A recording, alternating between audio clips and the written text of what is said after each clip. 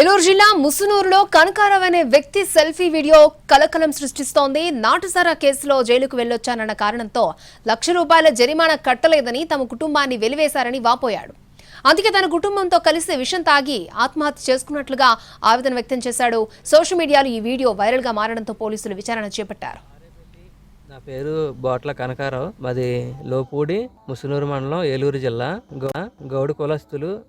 మా పెద్దలు మేమేదో కొద్దిగా గౌడు పుట్టినందుకు సారా తీసుకొని జైలుకి వెళ్ళి వచ్చినందుకు మమ్మల్ని ₹1,00,000 కట్టాలి, లేదంటే కులం నుంచి వెలేస్తామని బెదిరించి మాతో ₹1,00,000 కట్టియాలని చూశారు.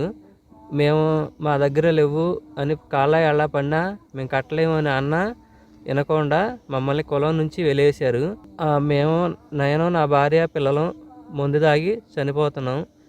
మా సావుకు కారణం సోదగాని రాంబాబు, చలమాల వెంకటేశ్వరరావు, వీరంకి గంగరాజు, పంది శ్రీనివాసరావు, ఆరేపల్లి నాగేశ్వరరావు, తాళం శ్రీరాములు. ఈ పెద్ద మనుషులు మమ్మల్ని చాలా టార్చర్ పెట్టి చాలా అవమానాలు చేసి